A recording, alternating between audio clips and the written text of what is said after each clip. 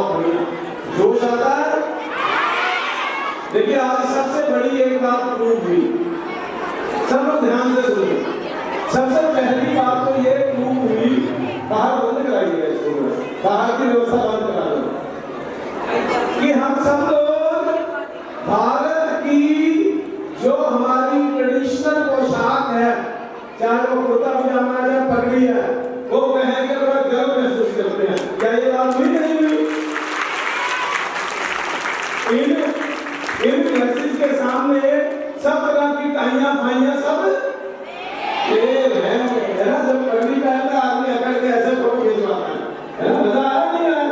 और पगड़ी बांध गुरु रविदास महाराज जी की बहुत अच्छा। जब आप इस हॉल में घुसते हैं ना, तो घुसते ही तो सबसे पहले ऊपर चित्र नजर आता है, जाके देख के जाना, वो गुरु रविदास जी का चित्र सामने लगा हुआ। भारत की संत परंपरा के अंदर वो पैदा हुए और उन्होंने हम लोगों को दुनिया को डायरेक्शन दी, रास्ता दिखाया। चलिए आप सब लोगों का भी इस शोभा यात्रा के सफलता से संपन्न होने के लिए बहुत बहुत धन्यवाद। और आप लोगों को इसलिए विशेष रूप से मैं धन्यवाद करता हूँ कि पुलिस वालों ने 3 गाड़ियां लगाई हुई थी, लेकिन मेरे को बिठा के ले गए आप लोगों के सामने। इसका मतलब आप लोगों ने कोई भी बात आगे शुरू करूँ तो पहले मैं माफी चाहता हूँ, क्योंकि पहले सत्र के अंदर मैंने कई बार थोड़ी सी चीजें है ना टीचरों की तरह डांट के कह दिया आप लोगों को, है ना, चुप बोलना नहीं है, ऐसा किया था। तो आप लोगों के हाथ जोड़ के मैं माफी मांगता हूँ, मेरे से गलती हुई, उस समय शायद जरूरी लगा मैंने कर दिया ऐसा, आप लोग माफ कर देना। इधर उधर वाले भी माफ कर देना, इनको नीचे खा दिया मैंने जमीन पे, है ना, लेकिन फिर भी अच्छा लगा होगा। भारत माता के चरणों में बैठ के अच्छा लगता है। जब स्वामी विवेकानंद जी विदेश से आए थे ना, और बहुत ख्याति प्राप्त करके आए थे, तो आके वो समुद्र के रास्ते से आए थे, तो यहाँ के देश से बहुत लोगों को देखने के लिए गए, बड़े हमारे स्वामी जी आ गए। तो जब वो उतरे तो समुद्री जहाज से उतर के उन्होंने क्या किया, रेत जो पड़ी थी उसमें लेटने लग गए, लोट पोट होने लग गए। तो लोगों को लगा ये विदेश में जाके ये व्यक्ति अगर कोई ऐसे जमीन पे लेटेगा तो क्या समझेंगे उसको, पागल। तो सब लोगों ने बोला स्वामी जी पागल हो गए, क्या कर रहे हो आप? तो उन्होंने बोला 3-4 साल से अपनी माँ से दूर था, जब माँ को दोबारा मिला जाता है तो उसका आलिंगन किया जाता है, उसको जब भी पाई जाती है ना। तो हम लोग भी अपनी माँ को, घर की माँ को उसी देश के लिए बैठे तो अच्छा है। और वैसे भी जो भी व्यक्ति देखिए, जो भी व्यक्ति विश्वबंधु जी जैसा हमारे विजय जी बैठे हैं, मास्टर जी बैठे हैं, जो दुनिया से झटके करता है ना, लोग उसको पागल नहीं बोलते होते हैं ना। लेकिन वहां एक आदमी का चित्र लगा है राइट साइड में, उधर हाथ, उस बंदे का नाम है राम प्रसाद बिस्मिल। आर्य समाज का बहुत भक्त था और देश के लिए जब को साथ लेके आना। एक किशोरों के लिए कार्यक्रम है, उसका नाम है किशोर अधिवेशन। किशोर शाम को 3 से 5 बड़ा अच्छा कार्यक्रम होगा, आपको नीचे में बिठाएंगे, कुर्सी पे बिठाएंगे, अच्छे से कार्यक्रम करेंगे और बहुत सुंदर प्रोग्राम होगा, उसमें आप आइएगा।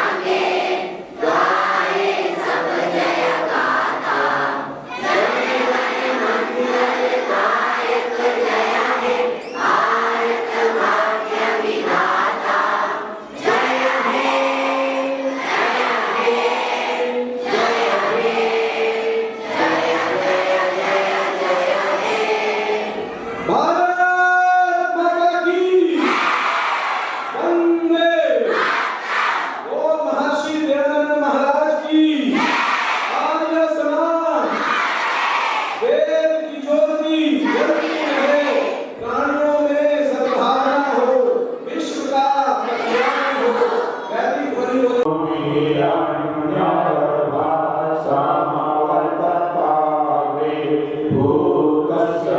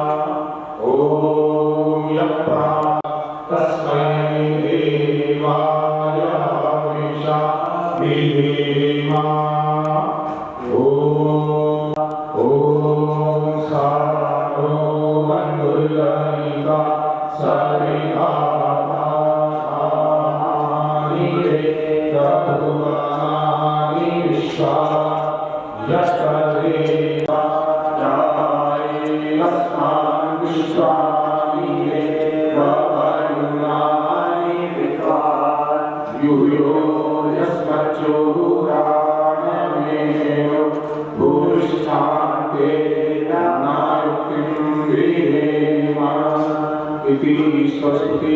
जितने चम्मच में कपूर रख देंगे और कपूर रखते हुए मैंने माचिस भी रखी आपके पास, माचिस से उस कपूर को जला लेंगे। माचिस से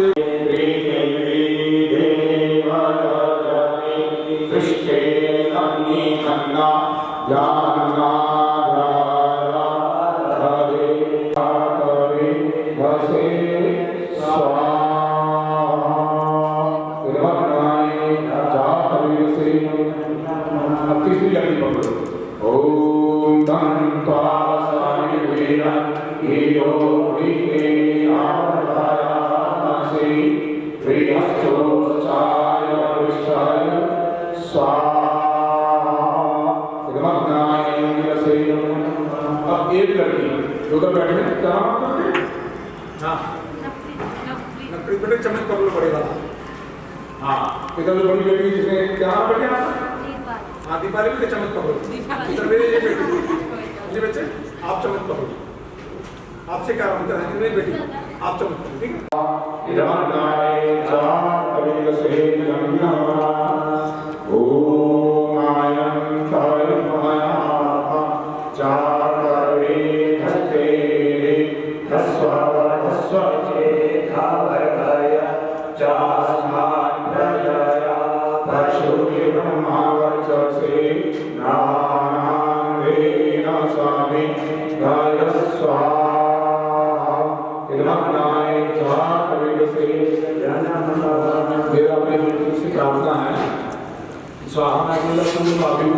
बोलो ना जैसे होती डालते वैसे हम स्वामी गाय स्वाहा इदमग्नाय जातवेद सेयं नमः ओम आयंताय आत्मा जातवेदस्ते यस्वाचे भाया चास्मान प्रजया पशुविब्रह्मा वचसे दानादि दशमे गाय स्वाहा इदमग्नाय जातवेद सेयं नमः ओम आयंताय आत्मा जातवेदस्ते यस्वाचे भाया चास्मान प्रजया पशुविब्रह्मा वचसे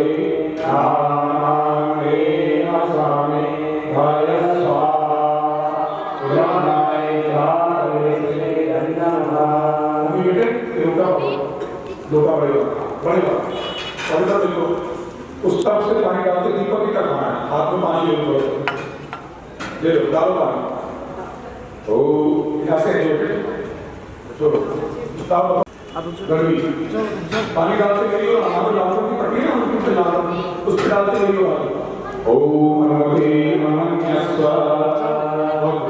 हाँ जी बेटे तब देखो तेज आवाज अच्छी डालो आप अब आपने पानी डालते इस पर भाजी को फिर डालो पानी ओम सरस्वती नमः पानी का थोड़ा थोड़ा आप जो वो मुझे आप डालो बस बहुत है बहुत हो गया हाँ जी प्रिया इधर जुड़ना लेती सेट कर लिया बेटे आप लोटा पकड़ो बर्तन वाला लोटा पकड़ो पानी डालो जब हम तो समाप्त कर रहे हैं तब आपने उधर से इधर डाला उधर देखो ऐसे डालना है ठीक जो लाल लाल रंग किसी लिए अमन को कुछ जब हम तक हुआ था ओम देवसाविता प्रशुभाय जम परिम्भगाय दिव्यो गंधर्वाके तपोके तन्ना पुना दुर्वाचस्पति वाचन्नः स्वरतु आपसे अब जहाँ पर खत्म हो जाएगा मुझे बेटी पकड़ो बेटे से पकड़ो चलो डालो पानी बस डालो आगे का डालो आगे यहाँ भी छोड़ दे बस छोड़ दे चम्मच पकड़ो चाहो अपनी नीचे डालिए ओम अग्नाय स्वाहा देवाग्नाय नमः ओम सोमाय स्वाहा इदं सोमाय नमः। ओम प्रजापतये स्वाहा। ओम प्रजापतये नमः। ओम इंद्राय स्वाहा।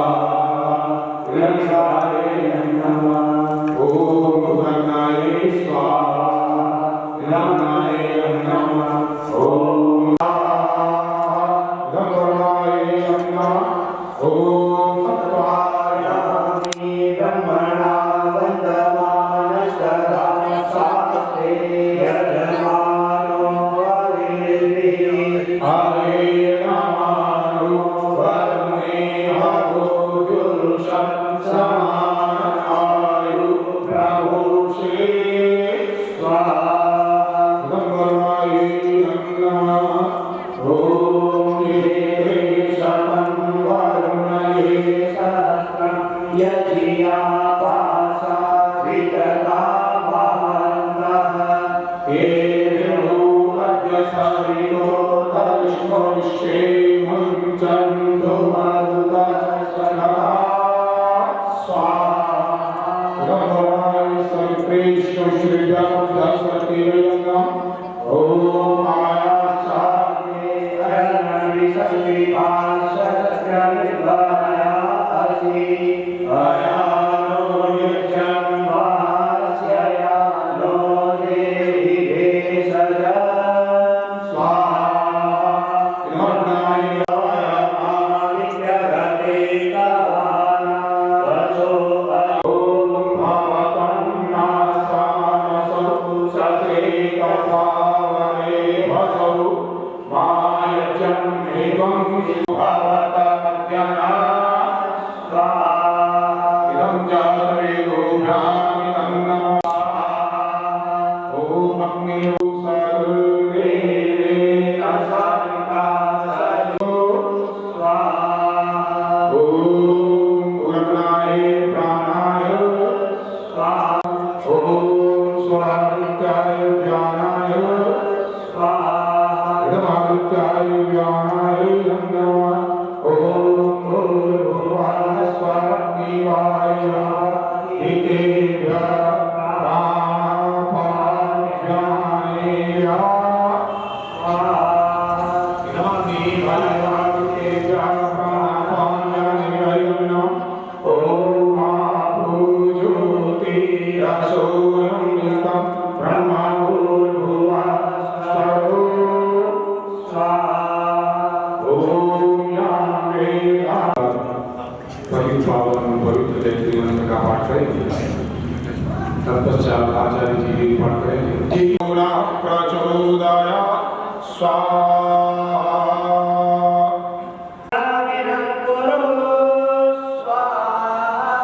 ओम अग्निरिन्द्राणि जगन्नद्रविणस्योर्विभञ्जया समिद्ध शुक्र आहुतः सत्यं सोममाप्रेणुस्व सत्रयतामभिष्टा महांसि स्वाहा। ओम ह्रे अग्ने स्वाहुतभ्यः सन्तु सूरयः यन्तारो येन भगवानो जनातो वाङ्गयन्तवोना स्वाहा। ओम यज्ञ सूर उदते नारायणो अर्यः सुवाति सरिता भगः स्वाहा। ओम इंद्रवायु बृहस्पतिं मित्राणि पोषयन्तः आदित्यानावसङ्गणः स्वाहा। ओम उपनसु नवोगिरासिन्नमध्यतस्यै सौवृणिका भवन्तु नः स्वाहा। ओम चन्द्रमा स्वन्तरा सुवर्णो धावते दिवि रविसङ्गहुलं पुरुषप्रियं हरिवेदि कनिक्रदः स्वाहा। ओम यस्मिन् द्विजसामयदुर्नि यस्मिन् प्रवेशिकारधनाभाविवाराः यस्मिन् सिद्धं सर्वभूतं प्रजानां तन्मे मया शिव सङ्कल्पमस्तु स्वाहा। ओम ब्रह्मो भस्मे तव देवपायुनि भगावो रक्षतं वष्टमन्य प्राणातो लक्ष्यत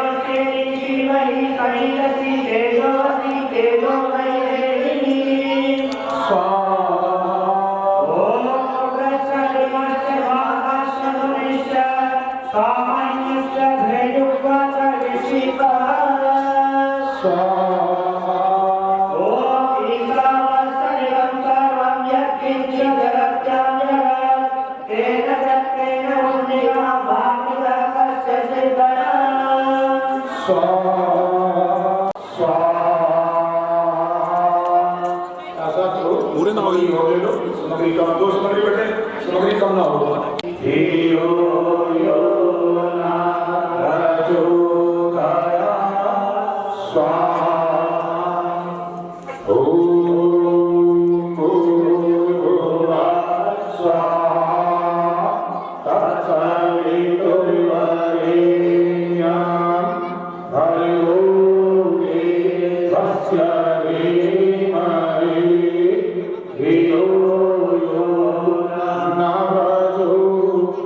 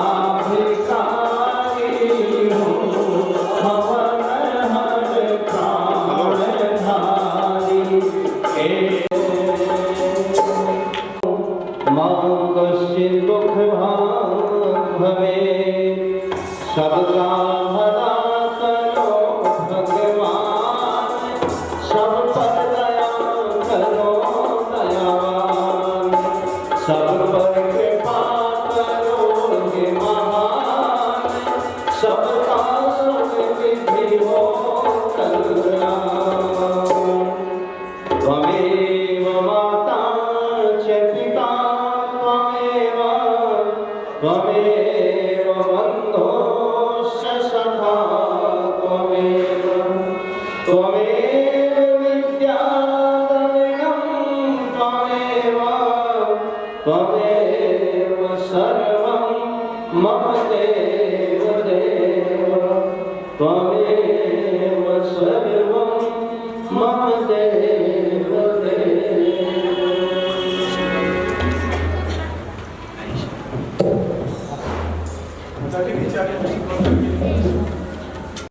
यजमानस्य कामः ओम शिवासन्तु यजमानस्य कामा ओम सौभाग्यमस्तु शिवं भवतु मंगलमस्तु ओम स्वस्ति स्वस्ति स्वस्ति कल्याणो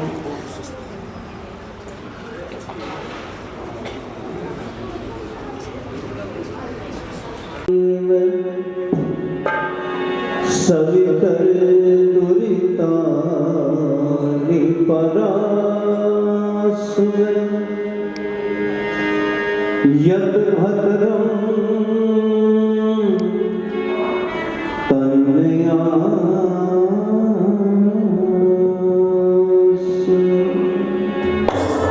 ओम ओम ईश्वर बुद्धि दीजिए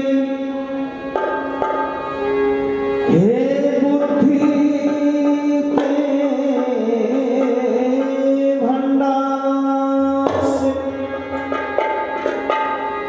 हम सब मिलकर करते हैं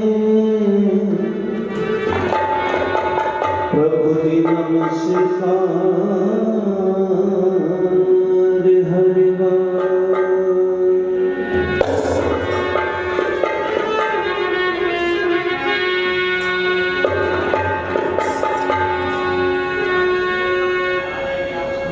यो तो हर आँख बहुत रोती है पर हर बूंद अश्क नहीं होती है। जो रोते जमाने के गम को देख कर आँख से गिरे आंसू नहीं वो मोती है।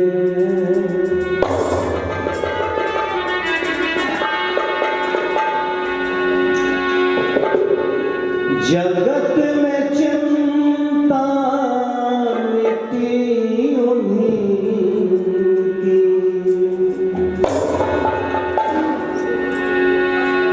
जगत में चिंता मिटी उन्हीं की। शरण में तेरी जो आ गई शरण में तेरी जो आ गई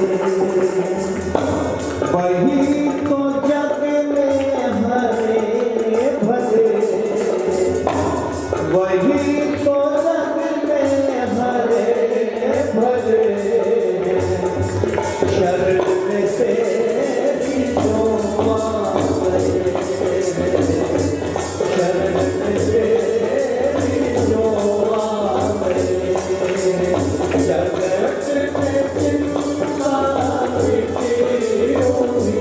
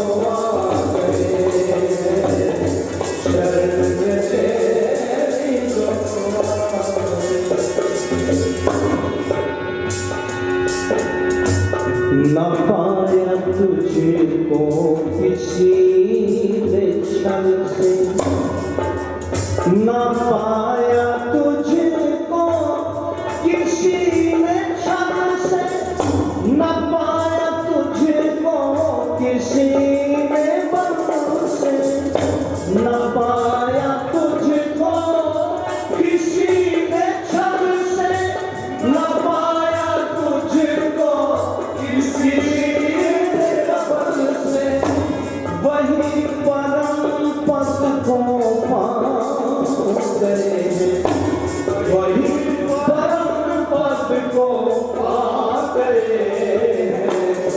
शरण तेरी जो आ गए हैं, शरण तेरी जो आ गए हैं, जगत में चिंता मिटी उन्हीं की, शरण तेरी जो आ गए हैं, शरण तेरी जो आ गए हैं। किसी ने जग में, किसी ने जग में, किसी ने जग में, किसी ने जग में करी भलाई, किसी ने जग में करी बुराई, किसी ने जग में करी भलाई, किसी ने जग में करी बुराई, वही सुमारक को पा गए, वही सुमारक को पा गए हैं। शरण में तेरी जो आ गए हैं, शरण में तेरी जो आ गए हैं, जगत में चिंता मिटी उन्हीं की, शरण में तेरी जो आ गए हैं, वही तो जग में हरे भरे हैं। शरण में तेरी जो आ गए हैं, शरण में तेरी जो आ गए हैं, शरण में तेरी जो आ गए हैं, शरण में तेरी जो आ गए हैं।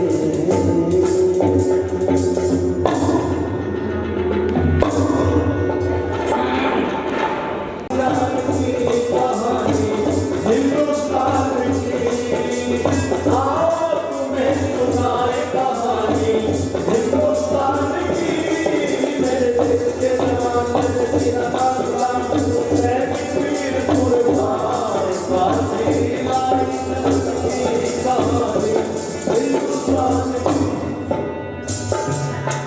देखो इस पूरे कार्यक्रम के सूत्रधार और जिनकी मेहनत से, जिनके परिश्रम से, जिनके तप से ये कार्यक्रम आप सबने मिलकर के किया है।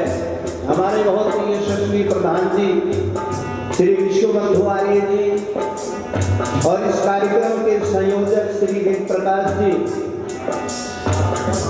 गर्ग साहब, विकास गर्ग जी, हाँ, और हमारे मंत्री जी, जितने भी पदाधिकारी बैठे हैं। देखो इस कार्यक्रम की महीनों पहले रूपरेखा बनाई गई, तब ये कार्यक्रम आप लोगों के बीच में हुआ है। और जिन लोगों ने इतनी कर्मठता दिखाई है, इतना परिश्रम किया है, इतनी मेहनत के साथ में इस कार्यक्रम को रचा है और इन विद्वानों को बुलाया है, तो हमारा कर्तव्य बनता है ना, तब स्वागत करें, एक बार जोरदार तालियां बजाएं। धन्यवाद। तो आइए मैं बता रहा था क्या, मेरे देश के जवान मेरे सिंहतान हुए थे, वीर कुर्बान, फांसी लाई की कहानी, हिंदुस्तान की आओ तुम्हें सुनाए कहानी, हिंदुस्तान की मेरे देश के जवान, मेरे सिंहतान हुए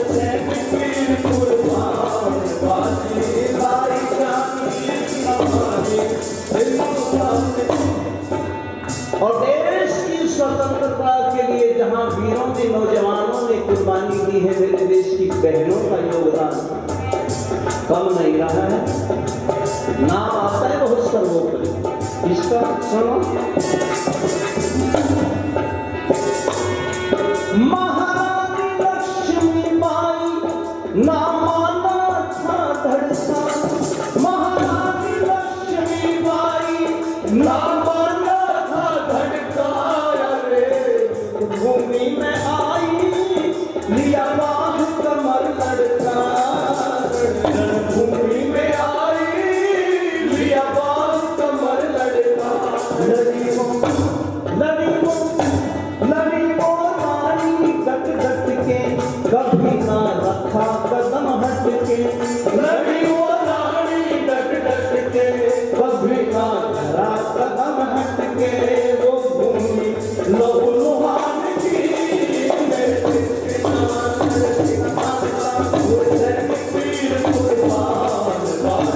भाई जान की कहानी हिंदुस्तान की, अरे आप में तुम्हारी कहानी हिंदुस्तान की, मेरे देश के नाम जय वीर कुर्बान भाई जान की कहानी हिंदुस्तान की।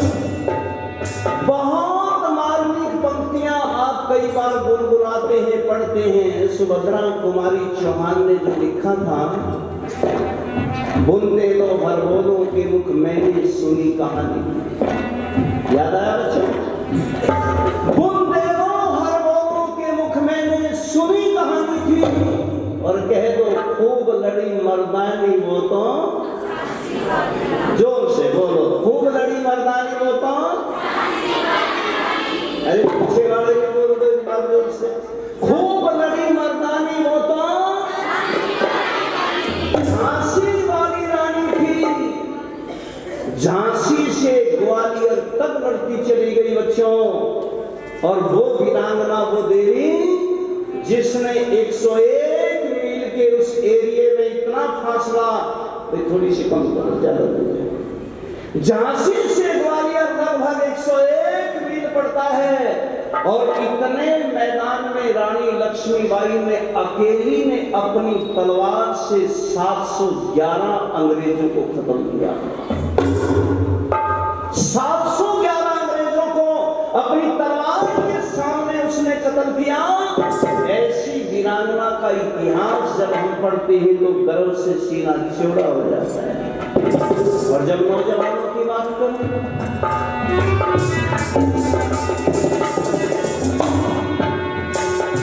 लाजपत राय भगत शेखर ने खेली खून से हो, लाजपत राय भगत शेखर ने खेली खून से होली, अरे बहादुर वीरों की हो गई अमर कोनी, अरे बहादुर वीरों की हो गई अमर कोनी। घर बार सब छोड़ा, नाता कुटुंब से तोड़ा, घर बार सब छोड़ा, नाता कुटुंब से तोड़ा, न परवाह महल मकान की, मेरे देश के जवान लड़की लगान बाकी भाई जान की कहानी हिंदुस्तान की, अरे आओ तुम्हें सुनाए कहानी हिंदुस्तान की, मेरे देश के जवान लड़की लगान जय वीर कुर्बान भाई जान की कहानी हिंदुस्तान की। और एक क्रांतिकारी तो गजब के, याद करो, ये चित्र आप यहाँ पर देख रहे हैं, महाराणा प्रताप, चंद्रशेखर आजाद, मदन लाल धिंगड़ा, सुभाष चंद्र बोस, शहीद आजम सरदार भगत सिंह, लाला लाजपत राय, कितने वीरों के क्रांतिकारियों के चित्र आपके सामने यहाँ पर पंडित देख रहा, हमारी मुसाफिर और पंजाब का शेर। बच्चों सुनो, इधर ध्यान देंगे, बात नहीं करेंगे, इधर ध्यान देंगे सर बच्चे।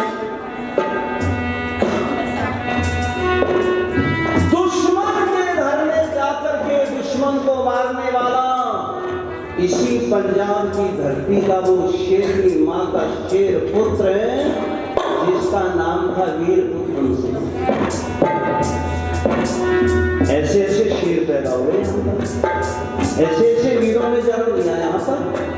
और जिसकी बात मैं कर रहा था सुनो,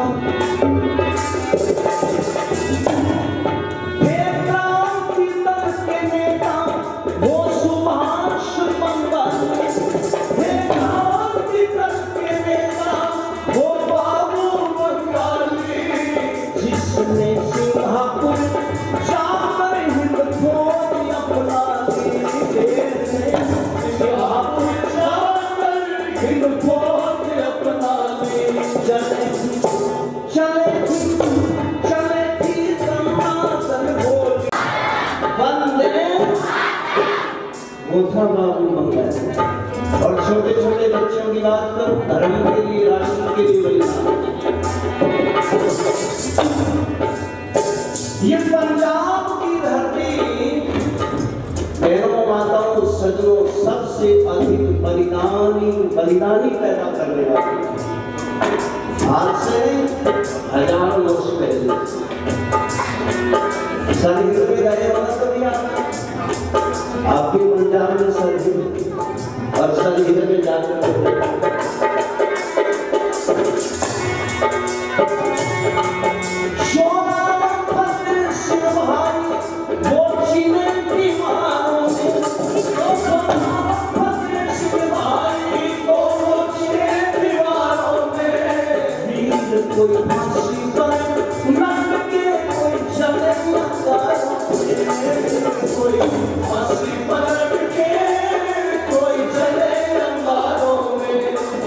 इतिहास गवाही है, यहाँ ताजा कविताई है। इतिहास गवाही है, यहाँ ताजा कविताई है। अमर सिंह नौजवान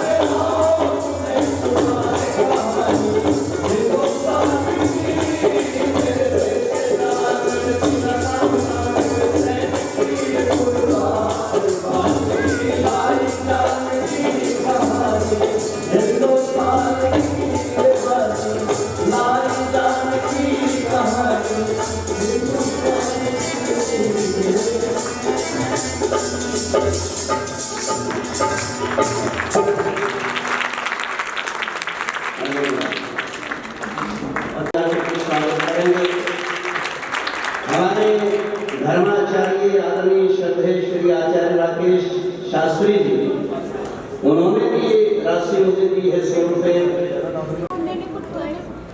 बच्चों 5 मिनट का समय दे दूं आपको बोलने के लिए, आप बोल लेना जी भर के। बेटा मेरे दिमाग में खराबी है, जब मैं बोलता हूँ मेरे सामने कोई बोल पड़ता है ना तो मेरी बैटरी पटरी से उतर जाती है, भूल जाता हूँ। इसलिए चाहिए लड़ाई कर रहे लोग को यहाँ नहीं करनी बेटा, बलिस्तान के मोर्चे पर करनी लड़ाई।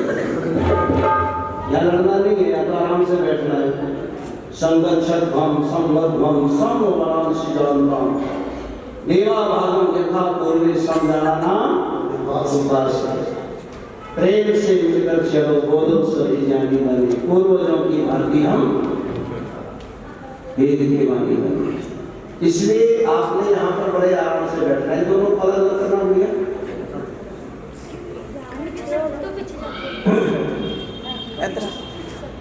असल में बच्चे कूद रहे। तो भाइयों माताओं सदनों में चर्चा कर रहा था, स्वतंत्रता किसे कहते हैं बच्चों, बताओ इसके मायने। आधी मिनट में की होगी। किसी पक्षी को पकड़ करके आप पिंजरे में कैद कर दो, उसे पानी भी डालो, उसे दाना भी डालो, लेकिन मैं ईमानदारी से पूछना चाहता हूं, क्या वो पंछी उस पिंजरे के अंदर सुखी है? तड़पता रहता है, कितना तड़पता है वो पक्षी। इसे कहते हैं स्वतंत्रता, इसे कहते हैं खुला। और स्वतंत्रता के मायने क्या है? उसी पक्षी को आप पिंजरे को खोल करके खुले आकाश में उतारे, और जब वो पक्षी अपने पंखों को लहराता हुआ फड़फड़ाता हुआ खुले आकाश के अंदर उड़ता है, उसकी प्रसन्नता को या तो ईश्वर बता सकता है या वो पक्षी के अंदर बैठी जीवात्मा बता सकती है। उस समय खुले आकाश के अंदर उसे कितना सुख का अनुभव होता है। इसे कहते हैं सज्जनों स्वतंत्रता। जब हम गुलाम थे, स्वतंत्र थे अंग्रेजों के, तो अंग्रेज लोग हमारे को ब्लैक डॉग कहते थे। ब्लैक डॉग, ब्लैक डॉग का क्या अर्थ है बच्चों? ब्लैक में क्या होता है? काला। डॉग में क्या होता है? अरे हमें काला कुत्ता कह करके बुलाया जाता था, वो थी स्वतंत्रता। लेकिन जिस दिन इस भारत को स्वतंत्रता मिली और 14 और 15 अगस्त 1947 की वो रात, लाखों लोग दिल्ली में जाकर के जुड़ गए थे कि आज हम स्वतंत्र हो गए हैं। देश के प्रथम प्रधानमंत्री बने थे कौन? जवाहरलाल नेहरू। किसी भी तरीके से बने, वो जबरदस्ती बने या जैसे बने, मैं उस बातों में नहीं जाना चाहता। लेकिन देश को कितने सुख का अनुभव हुआ था।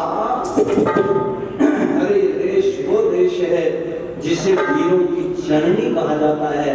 ये देश वो देश है जिसे वीर और वीरांगनाओं की जन्मस्थली कहा जाता है।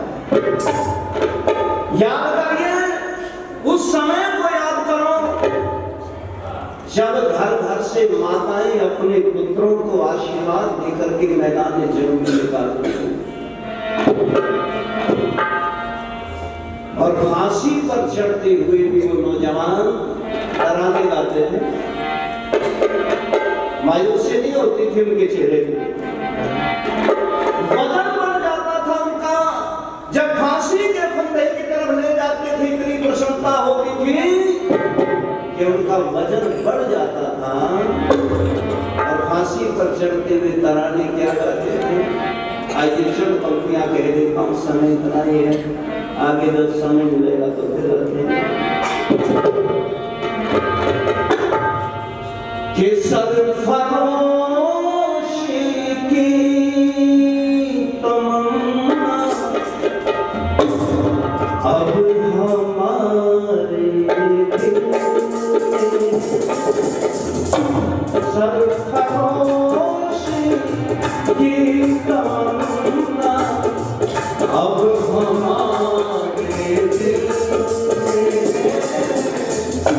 देखना है जोर कितना बाँच गया दिल में, अब हमारे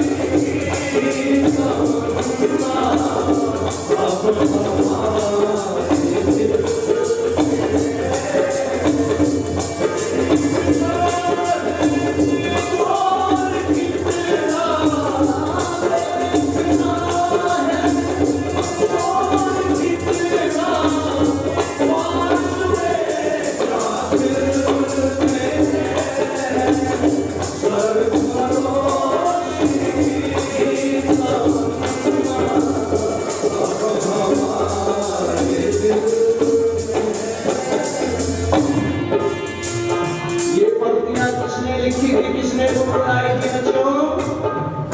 लिखने वाले पंक्तियों के थे पंडित राम प्रसाद बिस्मिल, और इन पंक्तियों को गुनगुनाने वाले थे शहीद आजम सरदार भगत सिंह।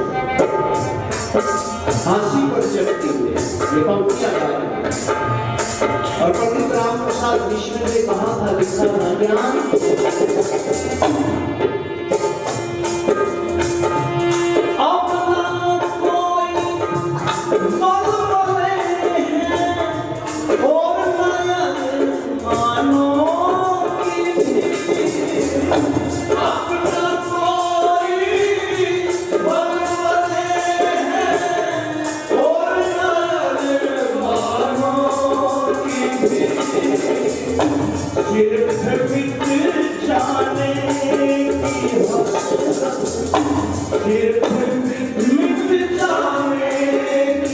हसरत अब तेरे मिलते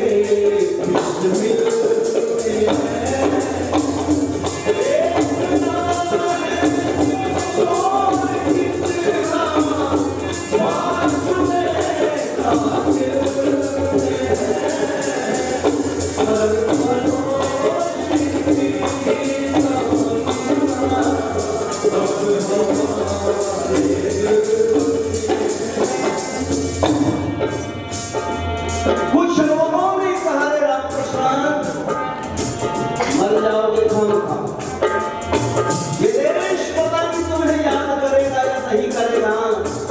पंडित रामप्रसाद विश्व लिखा मेरे मित्र हम इसलिए नहीं जा रहे फांसी के ऊपर कि तुम्हें अपने देश के ऊपर कोई एहसान कर रहे हैं। हमारे ऊपर गीत गाएगा इसलिए नहीं जा रहे हैं। और घबराओ चिंता मत करो मेरे मित्र क्या होगा हमारे बाद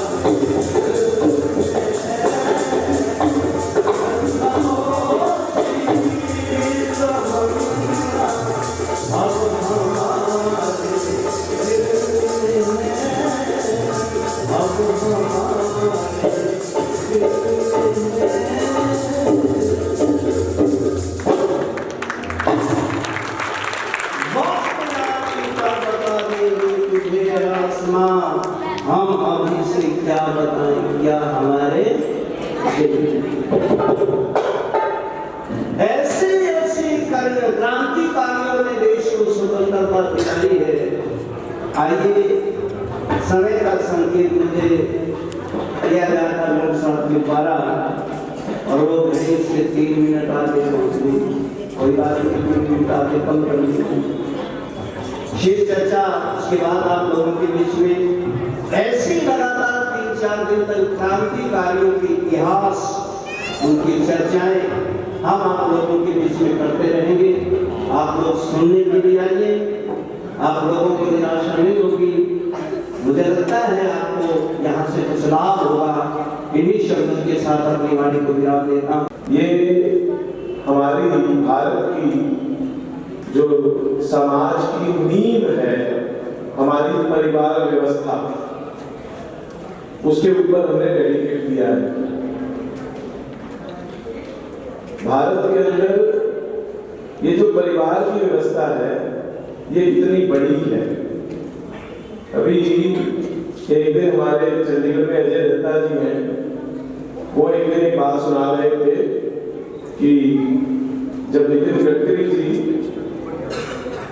इंग्लैंड के अंदर गए संसद में बात करने तो उन्होंने उनसे पूछा जी आपके देश की क्या क्या समस्याएं हैं। तो इन्होंने बोला जी हमारे देश की समस्या अभी भी गरीबी है, कहीं ना कहीं बेरोजगारी है, अभी भी हम थोड़ा सा डेवलपिंग कंट्री है, बड़ी समस्याएं हैं। तो उन्होंने बोला जी आपके देश की क्या समस्या है। तो इंग्लैंड वालों ने बोला जी जो आपकी समस्याएं हैं वो तो बहुत छोटी हैं, ये तो समय के साथ ठीक हो जाएंगे, लेकिन हमारे जो देश की समस्या है वो परिवार व्यवस्था है। परिवार व्यवस्था से लोगों का पूरी तरह से विश्वास उठ चुका है, पूरी तहस नहस हो चुकी है। लेकिन ये हम सब लोग भी जानते हैं कि हमारे यहाँ भी जो परिवारों की व्यवस्था है वो पहले जितनी सुदृढ़ नहीं रहती। अगर हम सच्चाई देखें तो आज के इस मॉडर्न युग के अंदर परिवारों को कैसे बचाया जा सकता है और आज की सिचुएशन के हिसाब से प्रैक्टिकल ऐसी कौन कौन सी चीजें हैं जो हम अपने परिवारों में करें जिससे परिवार की व्यवस्था बच सकती है। आज का ये पूरा सेशन जो है इन बातों पे इन्हीं बातों को लेकर रखा है। और बहुत खुशी की बात यह है हमारे सामने इस विषय पे बात करने के लिए जो व्यक्ति एक बहुत बड़ा व्यक्तित्व जो हमारे बीच में है उनका मैं परिचय आपसे कराऊंगा।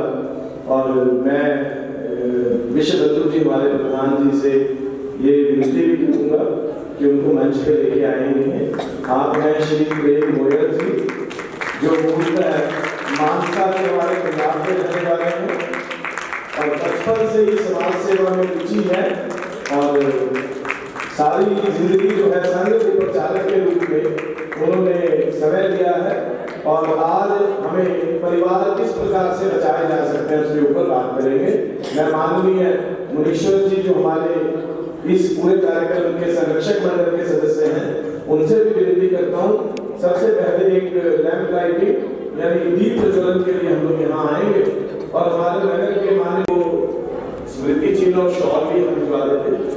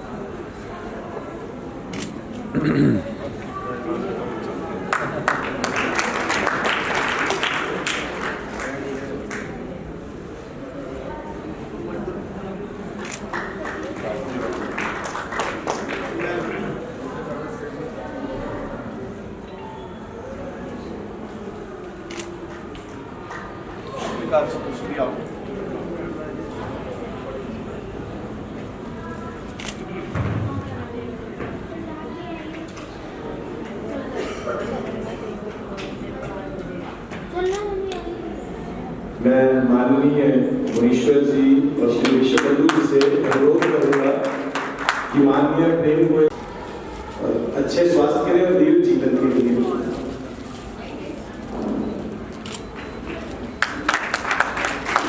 तो थोड़ी सी कल्पना और भी पड़ सकती है। थोड़ा एक ना माइक यहाँ लगा दो पास में कहीं लगा यही एक माइक ले लो यहीं से। तो आप लोग कितने उत्साहित हैं सभी एक ऐसे शुभ दिन पर एकत्रित हुए हैं जो केवल एक दिन नहीं सप्ताह भर लगातार पिछले 2 दिनों से 3 दिनों से चल रहा है तो आगे 5 तारीख तक चलेगा।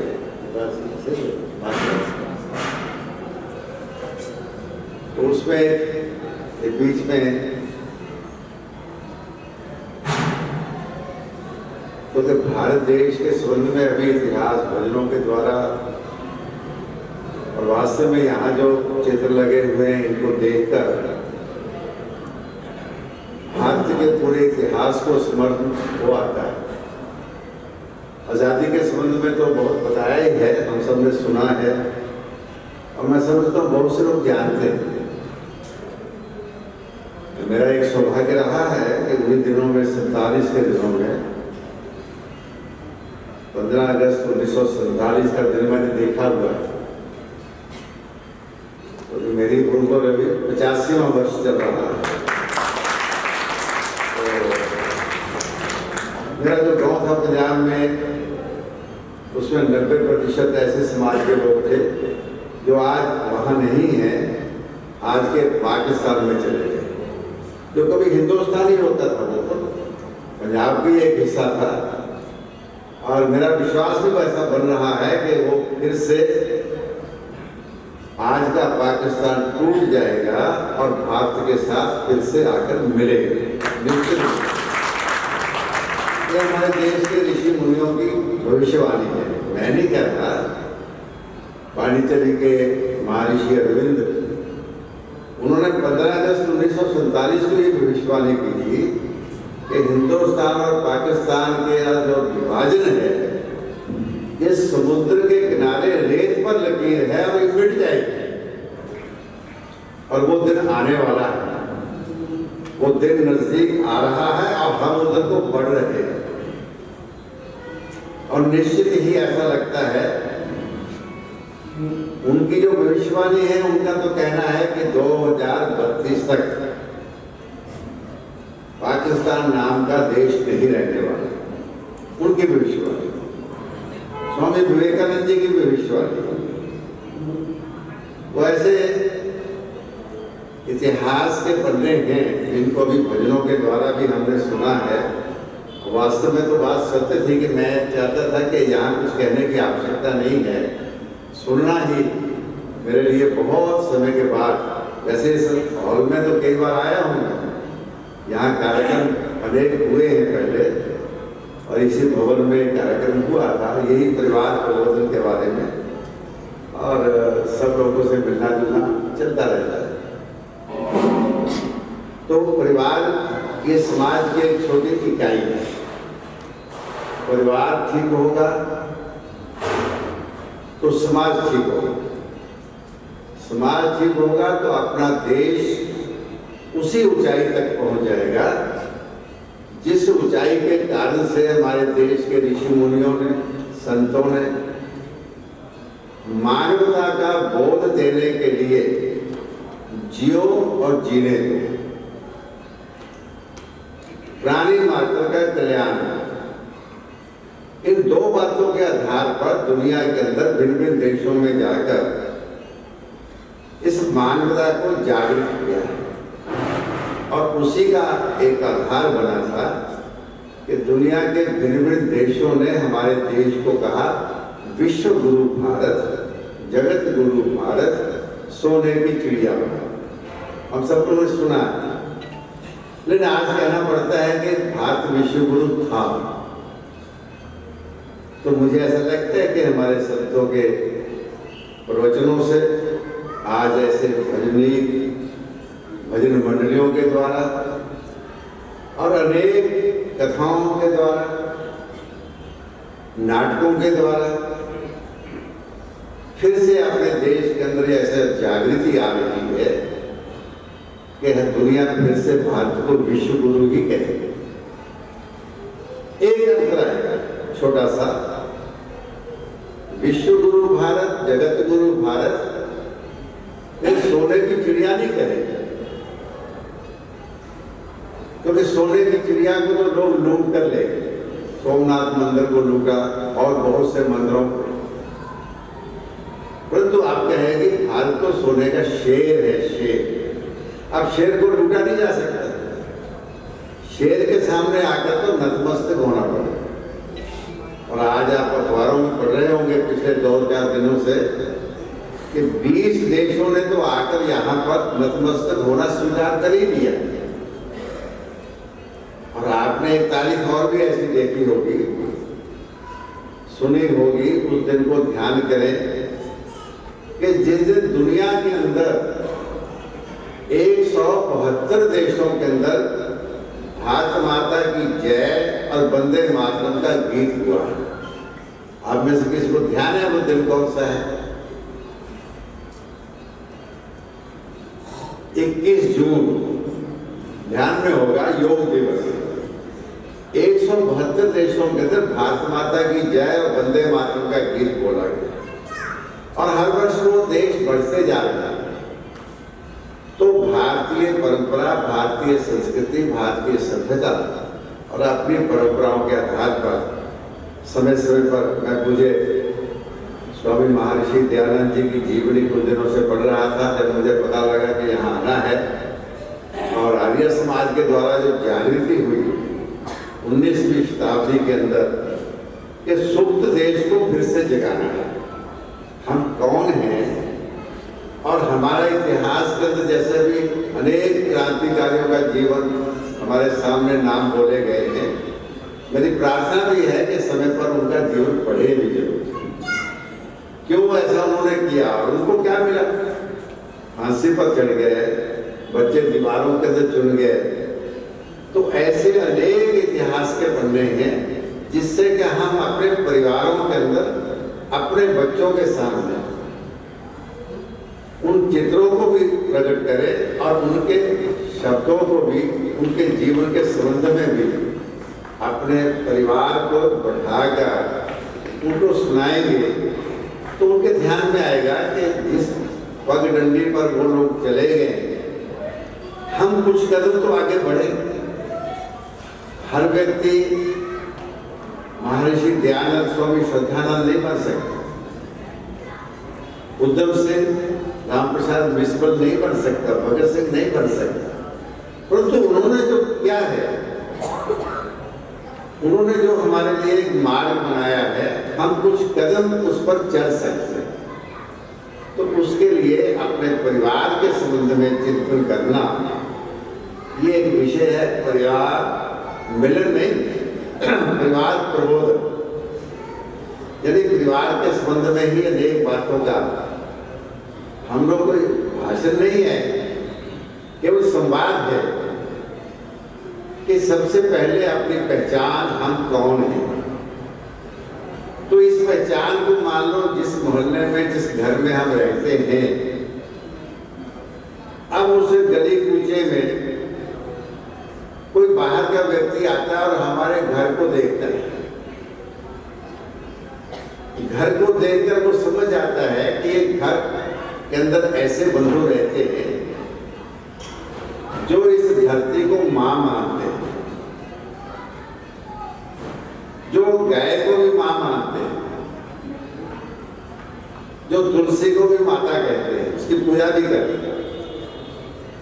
तो उन्होंने क्या देखा, किसी से पूछा नहीं, लेकिन देखकर, तो आप में से कोई बता सकता है क्या देखा जिससे उनको ये ध्यान में आया कि इस घर में रहने वाले तुलसी की पूजा करते हैं, गाय के लिए पहले रोटी भी निकालते हैं और भारत माता की जय बोलते हैं समय समय पर। तो ऐसे क्या देखा, आपने सब कुछ बताया। घर को देखकर,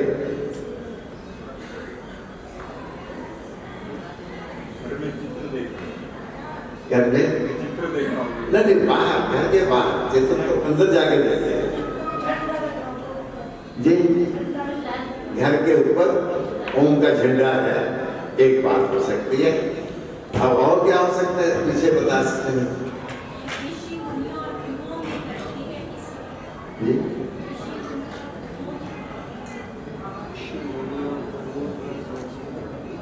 हाँ, वो तो घर के अंदर सुनने के बाद भारती करने, घर को देख कर ही, जैसे अभी हाँ दीवारों में देवताओं वाले के चित्र लगे हो, दीवार पे ओम का चित्र, ये बराबर ओम का निशान है। कई बार तो दीपावली के दिन शुभ लाभ भी लिख देते हैं, स्वास्तिका है, ओम का झंडा है घर के ऊपर।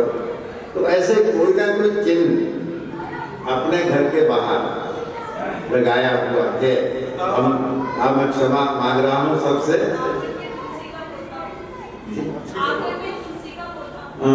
मेहंदी कोई ना कोई बाहर से उठा कर ले जाएगा तुलसी का पौधा, लेकिन ऐसा चिन्ह अंकित करें जिसको देख ओम का है, स्वास्तिका है, एक ओंकार है, जैसे जैसे हमारी। यदि हम मस्जिद में जाते हैं तो चांद और तारे का निशान हो सकता है, तो पता चल जाएगा इस घर में कौन लोग रहते हैं।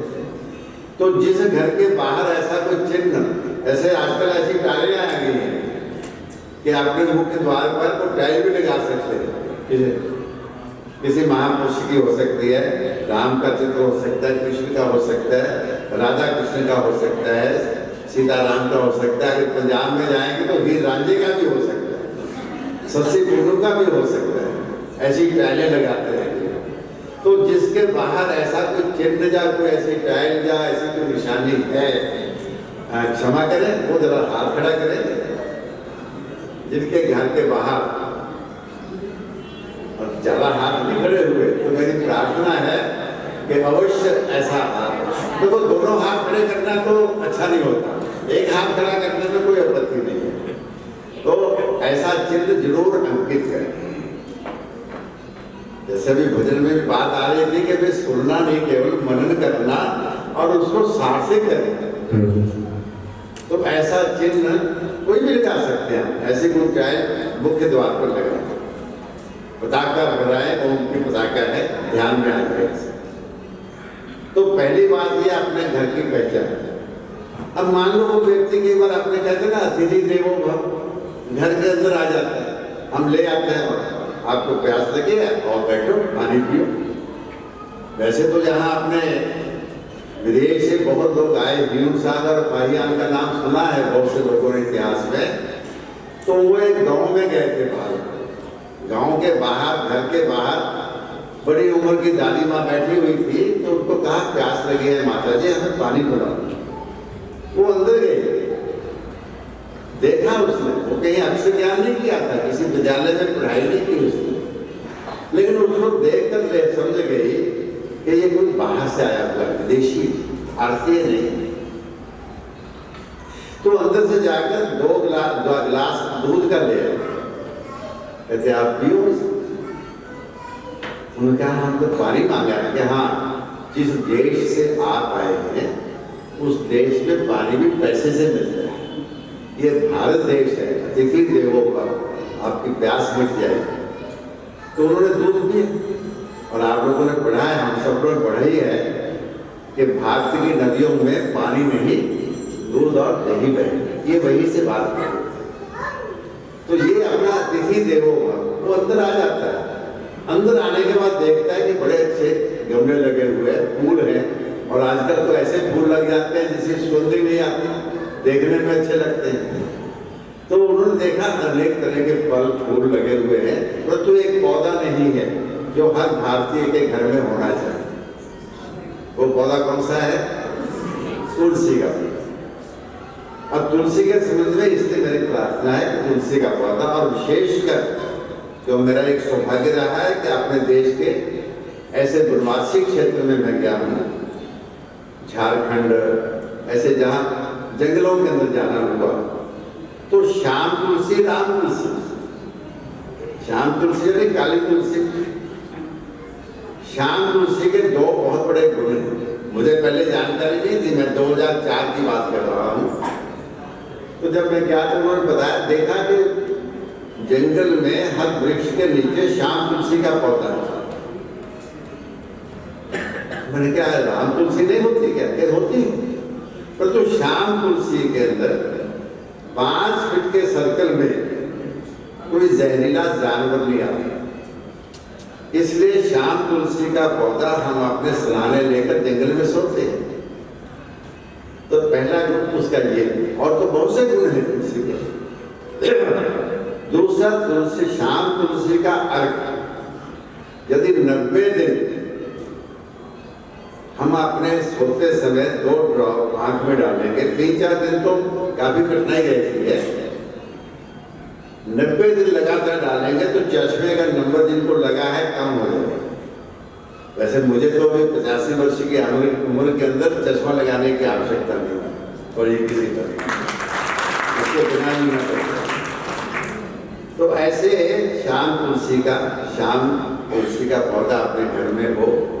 एक प्रार्थना जरूर है मेरी आप सबसे कि पौधे को थोड़ा सा जमीन में चलते फिरते समय पैर नहीं रखना चाहिए, थोड़ी ऊंचाई पर रखना चाहिए। पुराने गाँवों के घर के अंदर तो ध्यान में आता है कई बार कि चबूतरा से बना लेते हैं चौकी से, उसके ऊपर तुलसी का पौधा रखते हैं। तो ये दूसरी बात है तुलसी का पौधा। और तीसरी मेरी प्रार्थना है कि जिनकी कृपा से हम सब लोग हैं, राम कृष्ण कहो उनको, नानक गोविंद कहो, महर्षि दयानंद विवेकानंद कहो उनको, ये उनका देश है, भारत की पहचान है। तो ऐसे युग पुरुष महापुरुष जिन्होंने अपने लिए नहीं किए, वो अपने लिए नहीं दिए, अपनों के लिए दिए, वसुदेव कुटुंबकम। ये हमारी संस्कृतियां अमर वाक्य है, शाश्वत। उनके कोई चित्र अपने कमरों में है क्या? उनके संबंध में बैठकर कभी कोई चर्चा होती है क्या? या उनका कोई रूप अपने घर में कोई मंदिर नुमाया,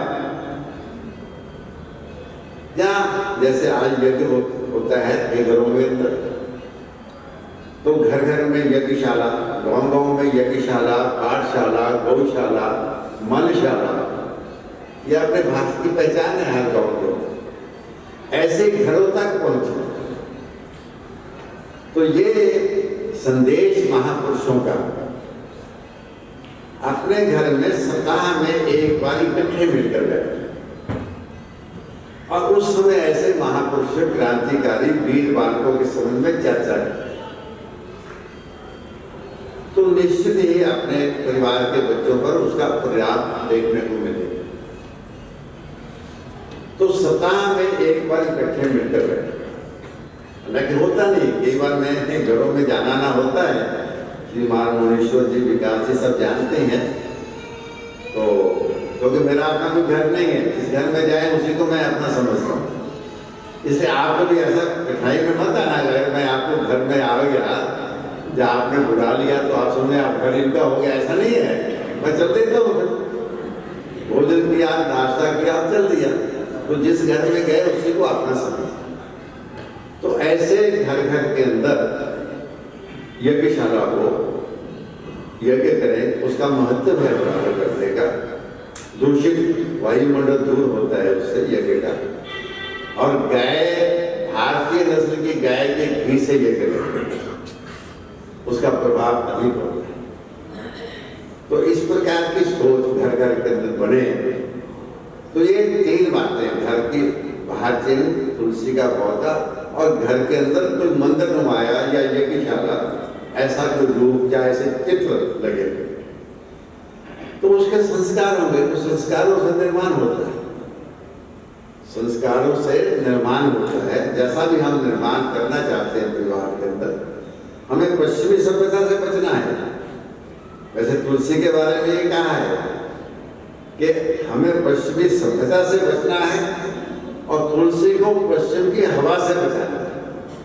पश्चिम की हवा अगर तुलसी के पौधे को लगेगी तो तुलसी का पौधा जल्दी सूख जाता है, उसको पश्चिम की हवा से बचाना है।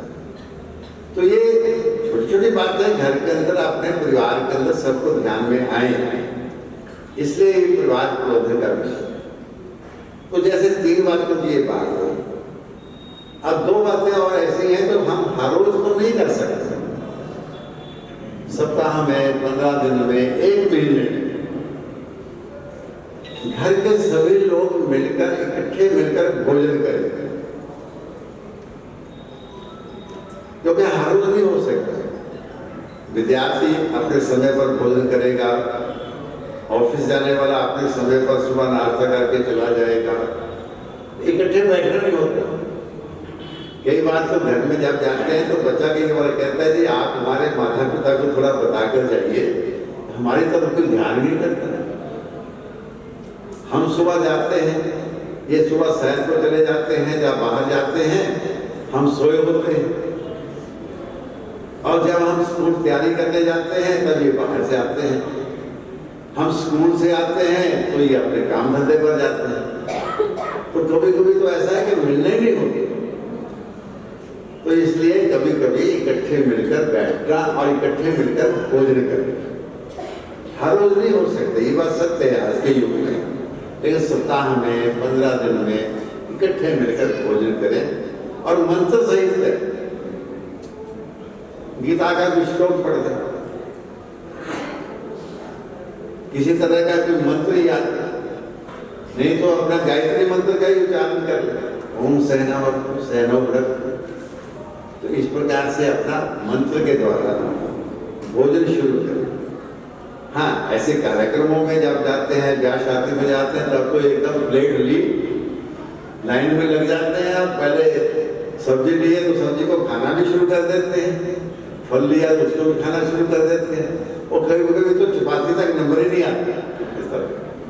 तो ऐसा रूप बनता है, वो अखबार है। परंतु तो जब घर में बैठे तो मंत्र के सहित कोई ना कोई श्लोक के सहित कहेगा, इसे भगवान राम का चित्र लगा हुआ है, तो इसी को हम पढ़ सकते हैं कि जब लक्ष्मण ने कहा कि भैया राम अब लंका सोने की है, बड़ा अच्छा स्थान है, यही रहे, तो हम सबको पता है कि राम ने क्या कहा, अभी स्वर्णमयी लंका न मैं लक्ष्मण रोज, मुझे सोने की लंका अच्छी नहीं लगती। जननी जन्म भूमि स्वर्गादपि गरीयसी, वो स्वर्ग से भी बढ़कर है मेरी जन्मभूमि, वहीं चले। इसी को दोहरा ले बच्चों के सामने कि किसने कहा, किसको कहा, क्यों कहा, तो ध्यान में आएगा। तो इस प्रकार के घर के अंदर संस्कारों की रचना है। तो 2-3 बातें ये छोटी छोटी थी। फिर आज के युग के समय कम से कम 6 फुट की दूरी से देखें। मोबाइल सबके हाथ में आजकल आवश्यकता भी है, समय की मांग है, ऐसे बहुत दूर दूर तक सूचना 2 मिनट में, 5 मिनट में, 10 मिनट में पहुंच जाती है, तो होना बुरी बात नहीं है। परंतु मोबाइल को प्रयोग करते समय कुछ परहेज है, जैसे टेलीविजन के परहेज है, ऐसे मोबाइल कान पर लगाएंगे तो उसमें भी इलेक्ट्रिक रेज निकलती है, तो लगातार 2 घंटे केवल मोबाइल पर बात नहीं। मैं कई बार क्षमा करें कि मुझे मेरी बहनें बैठी हुई हैं कि जब शताब्दी से चंडीगढ़ कभी दिल्ली जाता हूँ तो 3 घंटे 20 मिनट और समय लेती है। तो जिस कभी डब्बे में बैठा होता हूँ वहां जितनी भी बहनें चढ़ती हैं, सामान रखा, और आजकल क्या है, शताब्दी में लगाने का, चार्ज करने का साधन रहता है, वो लगाया और अपना मोबाइल शुरू कर दिया।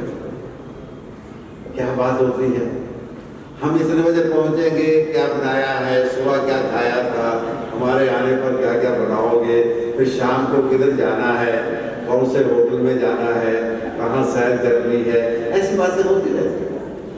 और जब अनाउंसमेंट होता है दिल्ली पहुंचने पर, थोड़ा सा नजदीक आने पर, कि अब दिल्ली पहुंचने वाले हैं, सब अपने सामान को देख लो, तब ध्यान में आता है वो मोबाइल पर। तो लगातार 2 घंटे से अधिक मोबाइल का प्रयोग करेंगे, 28 दिन 4 सप्ताह। बहुत से व्यापार के लोग भी रात्रि के समय व्यापार पर मोबाइल फोन करते हैं, व्यापार की बातें होती है, लेकिन लगातार उसको भी रेस्ट देना चाहिए, थोड़ा विश्राम देना चाहिए मोबाइल को। तो एक तो ये लगातार प्रयोग नहीं करते, लगातार इतना समय। दूसरा, कान में जैसे कौन सी बात जरूरी है उसको पहले करो। जिस बात के लिए आपने मोबाइल करना है, बहुत सी दूसरे की बातें हो जाती है, और फिर कहते हैं जरूरी बात तो रहेगी। क्या जरूरी बात क्या थी? जरूरी बात ये थी कि दादी माँ का पिछले दिनों मैंने सुना था कि कुछ बीमार चल रही है, अब क्या हाल है, तो पूछने के लिए तो ये मोबाइल किया था। लेकिन वो बात, बाकी दोनों की बातें शुरू हो जाती है, बाद में ये बात, तो जो बात जरूरी है वहीं से शुरू करो, इसलिए उसमें समय नहीं लगेगा। तो मोबाइल और टेलीविजन देखते समय, इसका प्रयोग करते समय इस परहेज को ध्यान में लाएं। हम करेंगे तो छोटे बच्चों को भी ध्यान में आएगा, क्योंकि छोटे बच्चे भी कई बार जिद करते हैं कि मैं 10वीं कक्षा में हूँ, 8वीं में हूँ, मेरे क्लास फेलो के पास तो ऐसा मोबाइल है, मुझे भी इस प्रकार का मोबाइल मिलना चाहिए, और हम उसकी जिद भी पूरी करते हैं। और फिर कई बार मेरी बेटियां, मेरी बहनें अब मोबाइल के हाथ में लेकर चलती हैं, स्कूटर पर चलती हैं, और फिर अखबार में आता है कि मोबाइल छीन कर ले। वो हाथ में रखने की आवश्यकता है, कई बार तो उससे बहुत नुकसान भी हो जाता है। तो छीनने से बचने के लिए नहीं केवल मोबाइल का प्रयोग करना भी, कभी कभी क्या है, प्रयोग कर रहे हैं, मेरे कई साथी नौजवान ऐसे हैं, छत के ऊपर चढ़ जाते हैं, सड़क के किनारे खड़े कर मोबाइल का प्रयोग कर रहे हैं, कभी कभी पैर पीछे चला गया तो ऐसे गिर जाते हैं।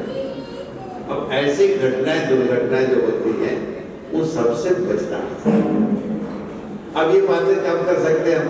तो घर में जब बैठेंगे इकट्ठे तभी की जा सकती है। उसके लिए पुस्तक त्याग की हुई है हमने, ऐसी छोटी छोटी बातों के लिए। हम सभी रात्रि को सोते हैं,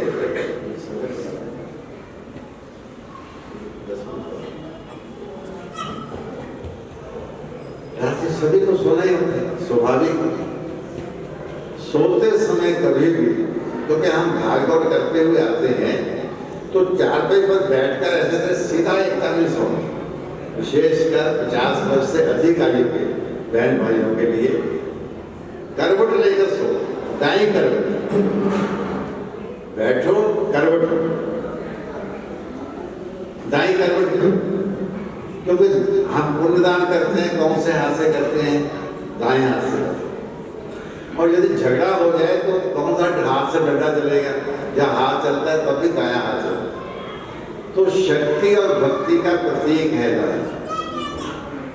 इसलिए दाएं हाथ दाएं करवट लेना, 8 श्वास लेना, फिर सीधे 16 श्वास लेना, फिर बाएं करवट 32 श्वास लेना, फिर आपकी जैसे इच्छा वैसे सो।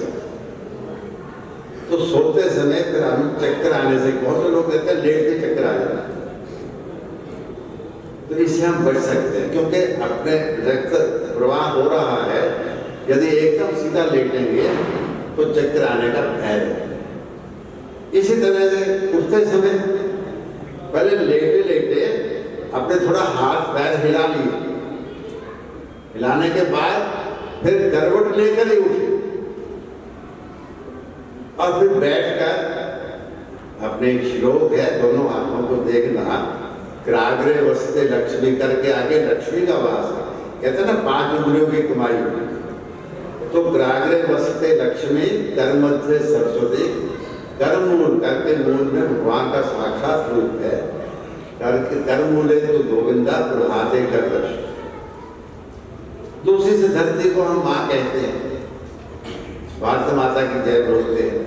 तो हम दिन भर चलेंगे इस पर, इसलिए पहला कदम चलने से पहले हम धरती माँ से क्षमा मांगें। उसके लिए श्लोक, सागर वसना देवी पर्वत दर्शन मंडले। अपना भारत का जो नक्शा है तो नीचे सारा सागर है, समुद्र है, एक तरह से समुद्र की साड़ी पहनी हुई है।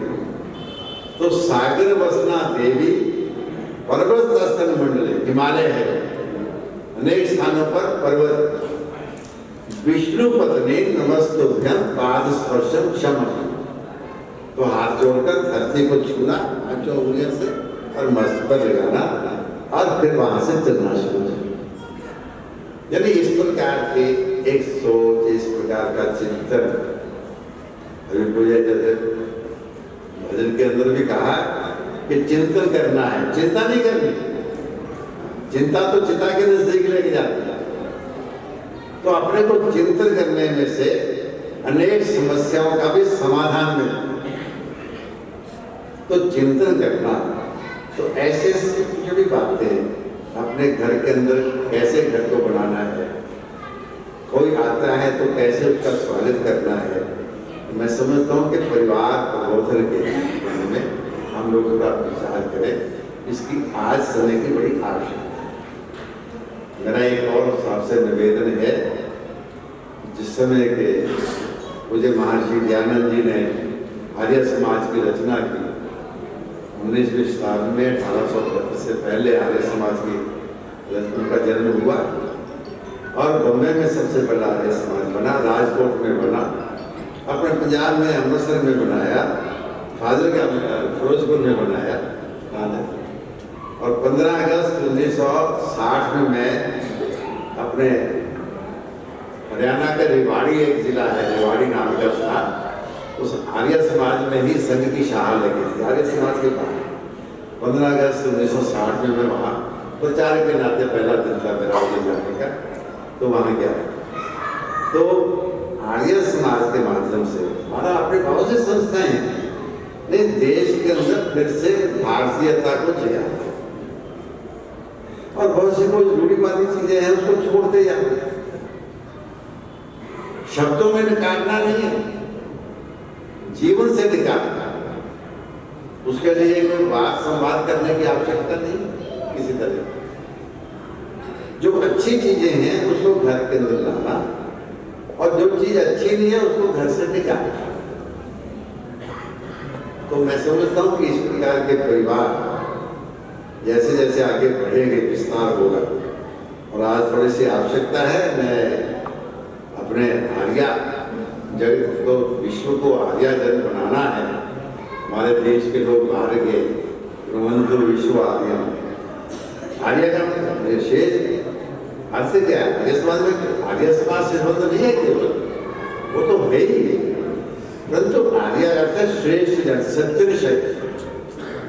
तो सत्य शक्ति को जैसे हम आगे बढ़ाएंगे तो निश्चित ही जो दुष्ट प्रवृत्ति के लोग हैं वो धीरे धीरे कम होते हैं। मैं केवल एक प्रसंग बताकर अपनी बात को पूरा कर रहा हूँ। और ये परिवार प्रबंधन की कुछ पुस्तकें हैं बाहर, परिवार प्रबंधन ऐसी छोटी छोटी बातें लिखी हुई है इसमें, थोड़ा सा मूल्य भी लिखा होगा, बाहर बताएंगे वो जिसके पास होगी। एक और पुस्तक है, पंजाबी की है, पंजाबी में है 1 अगस्त से 15 अगस्त, ये जो महोत्सव बढ़ाया जा रहा है आजादी से, तो 1 अगस्त से 15 अगस्त तक आज के पाकिस्तान जो बना है उसके अंदर कैसे कैसे क्या क्या हुआ है उसका विवरण इसमें लिखा हुआ है पंजाबी में। तो जो पढ़ना चाहेंगे वो लेके जा सकते हैं। और इसी तरह एक पुस्तक है मंगल भवन अमंगल हाल, इस पर एक चित्र बना हुआ है। चित्र को देखकर आप शायद कहेंगे कि वृक्ष उल्टा छप गया। वृक्ष उल्टा नहीं है, वृक्ष तो उल्टा ही है, इसकी जड़ें ऊपर है और हरियावल नीचे है। कि हमारी जो संस्कृति है वो शाश्वत है। भारतीय संस्कृति, भारतीय सभ्यता, परंपराएं, इसकी जड़ें हमेशा हरी होनी चाहिए, सूखनी नहीं चाहिए, इसलिए चित्र उल्टा दिया हुआ है। तो ऐसे इसमें बहुत सी बातें बहुत छोटे छोटे श्लोकों के साथ लिखी हुई है। एक प्रार्थना जरूर है कि इसको जाकर ले जाकर अलमारी में रखना नहीं, क्योंकि मैं देखता हूँ घरों के अंदर अलमारी में बहुत पुस्तकें रखी होती हैं, लेकर आते हैं मेले से, वैसे खरीद कर लाते हैं। तो पढ़ना हो तो लेके जाए। जब सप्ताह में इकट्ठे बैठेंगे तो 2 पन्ने 4 पन्ने पढ़ेंगे तो ध्यान में आएगा कि क्या आजकल होना चाहिए, जिसकी आवश्यकता इस समय है। तो मुझे विश्वास है कि निश्चित रूप से परिवारों के अंदर भी अपना परिवर्तन आएगा और समाज परिवर्तन हो रहा है। ऐसे बहुत सी घटनाएं, बहुत से तीर्थ स्थान आज समय के अनुसार जागृत हो रहे हैं और देश को भी संभालने वाले लोग ऐसे ऐसे स्थानों पर पहुंचे हुए हैं जिन्होंने आर्य समाज के अंदर जाकर, सनातन धर्म में जाकर, मंदिरों में जाकर, भजनों के द्वारा, कथाओं के द्वारा ये संस्कार लिए और ऐसे शीर्ष स्थान पर पहुंच गए जिन्होंने अपने देश के अंदर, जैसे जम्मू कश्मीर का हिस्सा 370 दफा, जिसका विधान संविधान से कुछ संबंध नहीं है, जो जिसके कारण से हम आज जमीन नहीं ले सकते थे, आज वहाँ अच्छी फैक्ट्री लगा सकते हैं, उसको भी खत्म किया।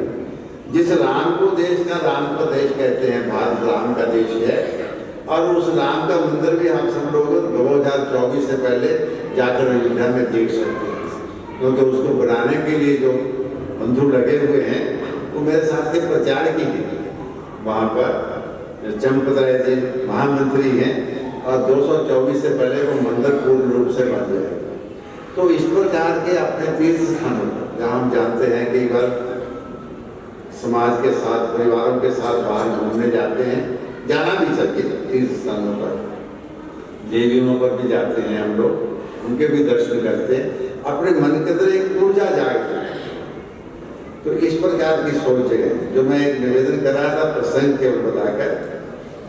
अकबर और बीरबल का नाम तो सबने सुना है, यहाँ शासन था मुगल काल। तो एक दिन अकबर ने कहा बीरबल को कि तुम्हारी कल परीक्षा होगा। अब परीक्षा के नाम पर आप सब लोग को जानते हैं अच्छी तरह से, मैं भी जब विद्यार्थी था तो इम्तिहान होगा तो कहते ना एग्जामिनेशन फीवर चढ़ जाता है। बुखार चढ़ जाता है, वो कल बुखार है, कल परीक्षा होगी। अब बीरबल को कहा कि कल तुम्हारी परीक्षा होगी। बीरबल ने कहा अच्छा कल हो, तुम कल की क्या, आज ही ले लो। कि नहीं तैयार होगा, सारे दरबार को सजाया जाएगा, दरबारी लोग अपने अपने स्थान पर आएंगे, जैसे आज सब लोग हम यहाँ अपने अपने स्थान पर बैठे हुए, तो तैयार होकर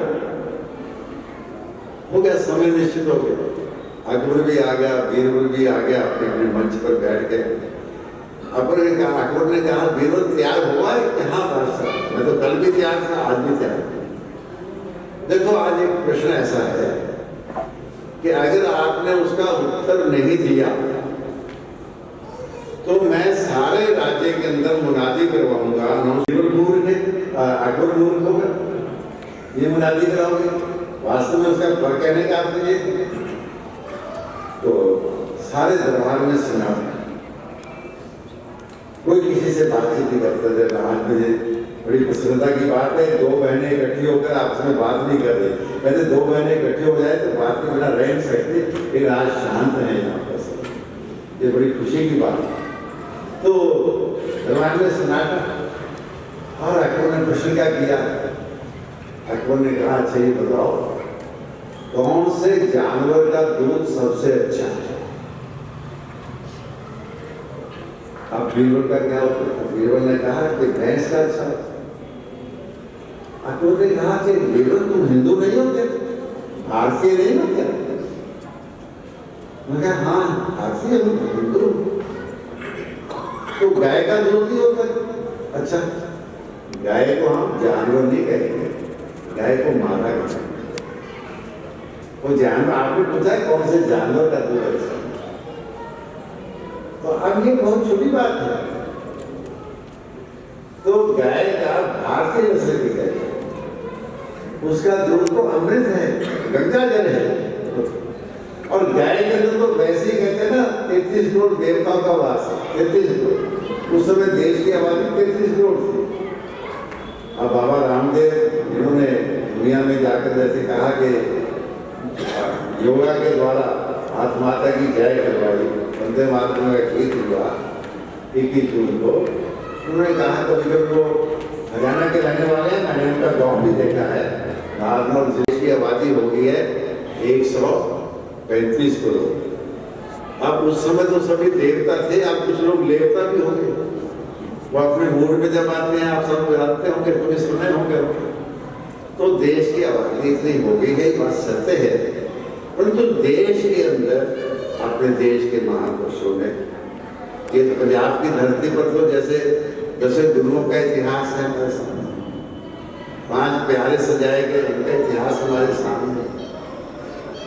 और 2 बच्चों का इतिहास भजन में तो सुने ही हमने, उसके जीवन को छोटी छोटी पुस्तकें लेकर बच्चों को भी कहें पढ़ने के लिए। मुझे प्रसंग ध्यान फिर एक आता है, छोटा सा 2 मिनट की क्षमा है जो करूँगा मैं, कि जब दीवार के अंदर चुने जा रहे थे बच्चे, जोरावर सिंह और फतेह सिंह, तो एक 7 साल की उम्र का था, एक 9 साल की उम्र का था।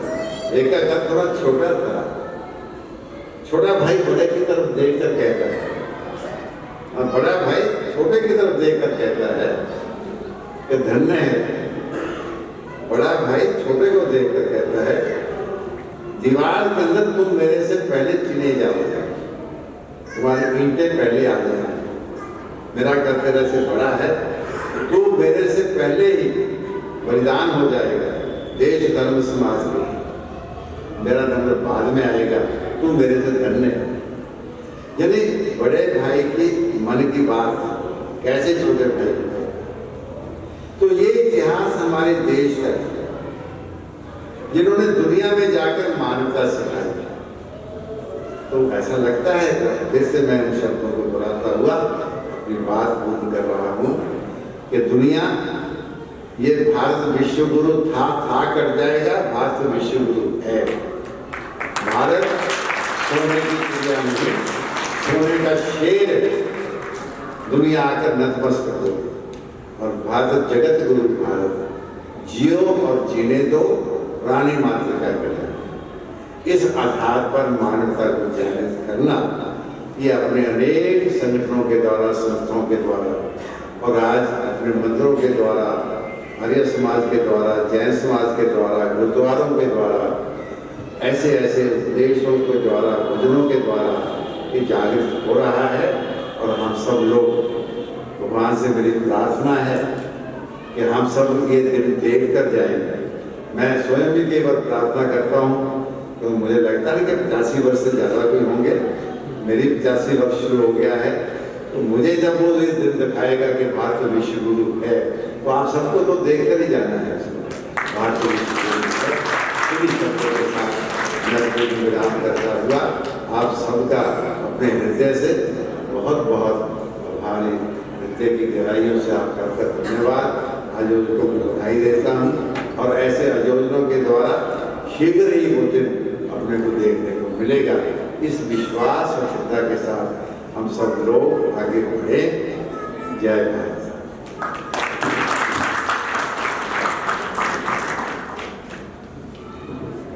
बहुत बहुत धन्यवाद माननीय प्रेम जी। जिस घर के अंदर दोनों समय यज्ञ होता है इसे देव यज्ञ कहते हैं। सीधा सा नाम है देव यज्ञ। देवताओं के लिए किया जाता है, देवता लोग ही करते हैं, राक्षस लोग नहीं करते हैं। देव यज्ञ अपने घर में करें, जिसका नाम अग्निहोत्र है, जिसको हवन कहते हैं। और इसके अंदर जब हम बोलते हैं इदम न मम, मेरा कुछ नहीं है, ये सब कुछ किसका है? ईश्वर का है। और इसी लोग तो यूं कहते हैं, जिस मकान की छत हवन के धुएं से काली हो गई हो, वो घर स्वर्ग है, वो घर देवताओं का है और उस घर में देवता निवास करते हैं। देवता कहीं आकाश से नहीं आते, देवता कहीं पाताल से निकल करके नहीं आते, जैसे कुछ लोग इसकी गलत व्याख्या करते हैं। देवता उसे ही कहते हैं जो देते हैं, सारे संसार को देने वाले। अब कितने अच्छे विचार आदरणीय प्रेम जी ने हमें दिए हैं भोल साहब ने, तो ये देवता है। आप अच्छी जगह पर दान देते हैं, आप देवता है। आप यज्ञ करते हैं, आप देवता है। आप गौ की सेवा करते हैं, आप देवता है। आप जो है ना संध्या वंदन करते हैं, आप देवता है। आप इस प्रकृति की सुरक्षा करते हैं, पेड़ पौधे लगा करके, आप देवता है। आप वातावरण को शुद्ध रखते हैं, आप देवता है। और जिन्होंने धरती के ऊपर कोरोना फैलाया अपनी गलत हरकतों से, गलत खान पान से, वो भी देवता है क्या? वो देवता नहीं। उन्हें हम राक्षस कहें, पिशाच कहें। कितना भयंकर समय हमारे सारे संसार के अंदर पैदा कर दिया हम लोगों ने, मांसाहारियों ने। इतना विकट समय आया कि घर में पति और पत्नी का सबसे नजदीकी संबंध होता है, लेकिन पति को यदि कोरोना पॉजिटिव बता दिया, अलग कमरे में बैठा दिया, और पत्नी उसके लिए जब भोजन लेकर के जाती थी तो उसके बेड पर रख करके नहीं आती थी, चारपाई पर रख करके नहीं आती थी, गेट के अंदर रख करके लाठी से सरकाती थी, डेंजर से उठा के अंदर नहीं आती। तो ऐसे लोगों को भी देवता कहेंगे क्या हम? इसलिए कहते दूसरा यज्ञ अपने घर के अंदर देव यज्ञ करे, अग्निहोत्र, वातावरण शुद्ध होगा, खान पान हमें शुद्ध मिलेगा। और तीसरा यज्ञ परिवार किसे कहते हैं? जिस घर में ये तीसरा यज्ञ भी होता है, उसका क्या नाम है जी? उसका नाम है पितृयज्ञ। अब आओ कैसे होता है वो सुनो।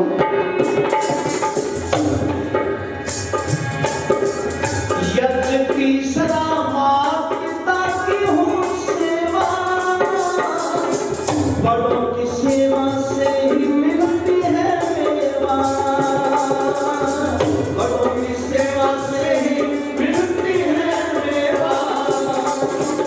यज्ञ तीसरा माँ पिता की हो सेवा, बड़ों की सेवा से ही मिलती है मेवा, बड़ों की सेवा से ही मिलती है मेवा। और अगली बात को ध्यान देंगे,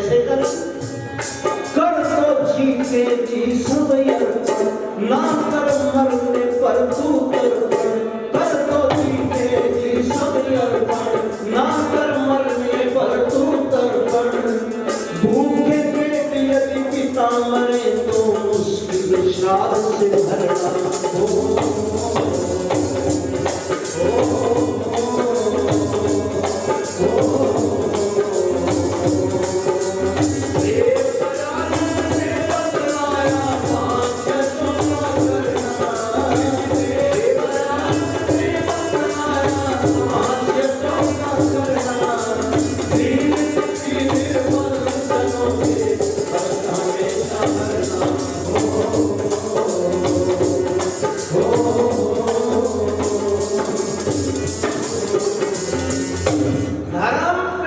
सज्जनों, ये बात बड़े ध्यान देने की है। पितर यज्ञ हमारे घरों से समाप्त होता जा रहा है। पितर का तो सीधा अर्थ है, पिता बड़े वृद्ध। जो घर में माता पिता है, जीवित दादा दादी हैं, सास ससुर है, जितने भी घर में वृद्ध जन हैं, उनकी सेवा करना, शुश्रूषा करना, ये पितर यज्ञ में आता है। लेकिन कुछ व्यक्ति ऐसे हैं कि माता पिता को वृद्धाश्रम में छोड़ देते, घर में उनके लिए जगह नहीं। अरे याद करो, वो संयुक्त परिवार होते थे अपने यहाँ पर।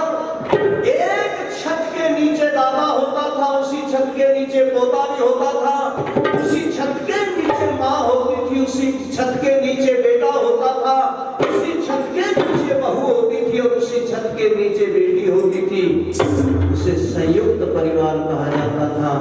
आजकल बहुत सारे लोग हमारे से भी कहते हैं, पंडित जी आप देश में घूमते हो, बेटी के लिए कोई लड़का चाहिए, कोई लड़का बताओ।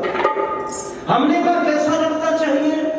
बोले कि लड़के की तो बात बाद में पूछो, पहले परिवार पूछो कैसा होना चाहिए। हमने कहा श्रीमान जी कैसा हो परिवार? बोले कि बिल्कुल छोटा परिवार होना चाहिए। और एक बहन तो यूं कहने लगी, बोली पंडित जी सास तो होनी ही चाहिए, सास नहीं होनी चाहिए उस घर में। बिल्कुल अगर लड़का अकेला हो तो बहुत बढ़िया। मैंने कहा फिर थाने में चली जा, थानेदार बैठा मिलेगा अकेला, वहां चली जा।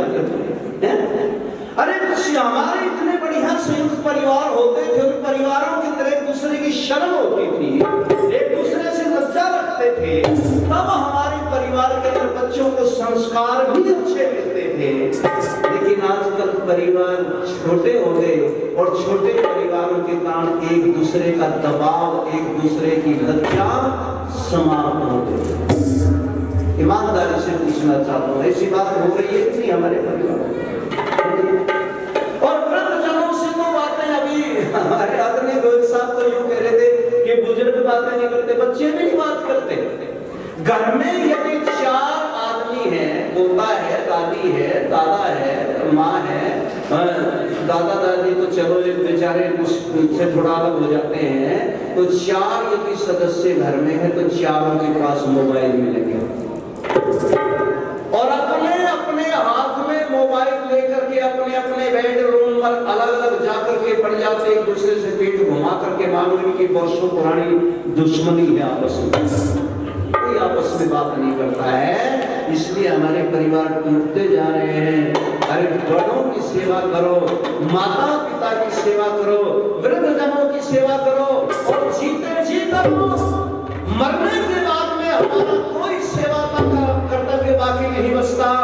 यहाँ क्या करते हैं? जीवित माता पिता से दंगम दंगा और मरे माता पिता पहुंचाए गंगा। शायद गंगा भी नाराज होगी इस बात से कि जीवित की सेवा नहीं की, अब उसके अवशेष, उसकी हड्डियां लेकर के मेरे यहाँ डालने के लिए आ गए। जीवित माता पिता से दंगम दंगा, मरे पिता पहुंचाए गंगा। जीवित माता पिता से लातम लात और मरने के बाद बुरा बहात। और किसी कवि ने लिखा था, बहुत कटु भाषा में लिखा था लेकिन बहुत अच्छी बात लिखी थी। उन्होंने लिखा था, जो औलाद अपने जीवित माता पिता की बात नहीं पूछती, घर का शंकर प्यासा मरे बाहर करे जलधारा, ऐसे ऐसा पुत्र नरक का गामी महानीच हत्यारा, जीवित माता पिता की सेवा नहीं करता और फिर शंकर और पार्वती के ऊपर जाकर के जल चढ़ाता, दूध चढ़ाता, वो तुमसे खुश हो जाएंगे, राजी होंगे आपसे नहीं। इसलिए तीसरा यज्ञ अपने घर में तपस्या करें, पितर यज्ञ, और चौथा बलि विष्णु यज्ञ। वो कैसे करें?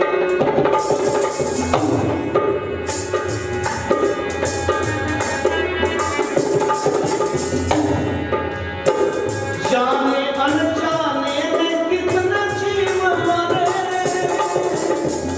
उसके प्रायश्चित के लिए बलि विष्णु करे, उसके प्रायश्चित के लिए बलि विष्णु करे। जाने अनजाने में कितना जीव मरे, उसके प्रायश्चित के लिए बलि विष्णु करे, उसके प्रायश्चित के लिए बलि विष्णु करे। कैसे करें? 10 आहुति भाग देकर मन में भाव दया के लेकर, 10 आहुति भाग देकर मन में भाव दया के लेकर, दया धर्म का मूल बताया, अभिमान मत करना।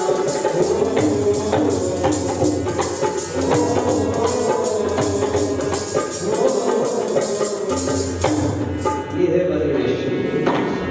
और अंतिम अतिथि है। अतिथि कहते हैं विद्वानों को। वो यदि घर में आए तो क्या करें?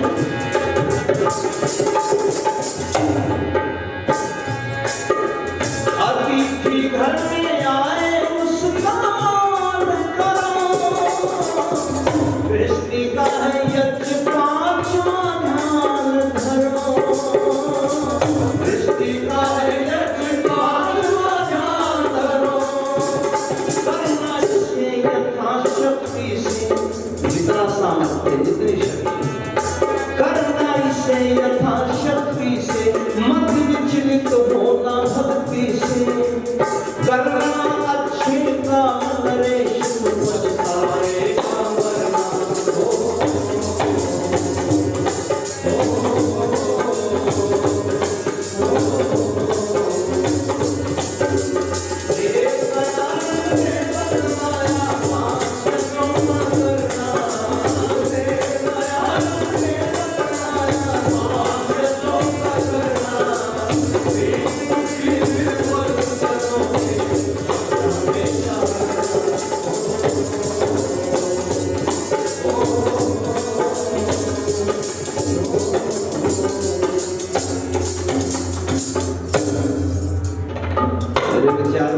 मिनट हो गई होगी।